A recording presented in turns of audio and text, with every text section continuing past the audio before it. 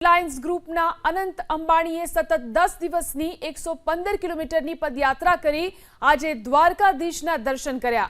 અનંત અંબાણીએ 28મી માર્ચના રોજ જામનગર સ્થિત રિલાયન્સ ટાઉનશીપ વનતારાથી આ પદયાત્રા શરૂ કરી હતી, જેઓ દરરોજ સરેરાશ 10 થી 12 કિલોમીટરનું અંતર કાપતા હતા।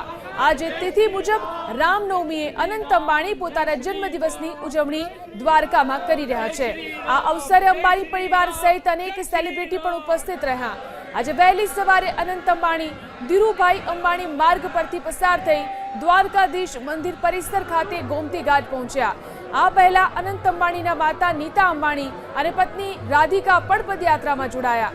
ત્યારબાદ અનંત અંબાણીએ ગોમતી ઘાટે પવિત્ર જળથી ચરણ સ્પર્શ અને સ્નાન કર્યા બાદ માતા ગોમતી નદીનું પૂજન કર્યું અને બાદમાં ભગવાન દ્વારકાધીશના મંદિરે દર્શન કર્યા છે।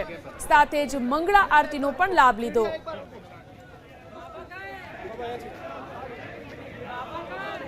बस ये भगवान का दया है और भगवान का आशीर्वाद है और भगवान के इच्छा से ही हम और ये तो मेरे खुद के आस्था थी और धार्मिक, इसके लिए मैंने ये 9 दिन के दरमियान माता पिताजी से भी बात होती रहती है, क्या वो बोल रहे हैं? माता पिता हमेशा मुझे हमेशा कहते हैं कि यात्रा सफल हो जाए और उनका पूरा तरह से सपोर्ट रहा है और दादी माँ, नानी माँ, भाई बहन, मेरी पत्नी राधिका, मेरे ससुर सास, सबका सपोर्ट रहा है और उनका बहुत बहुत मैं आभार करना चाहता हूँ। और ये मेरी खुद की एक धार्मिक यात्रा थी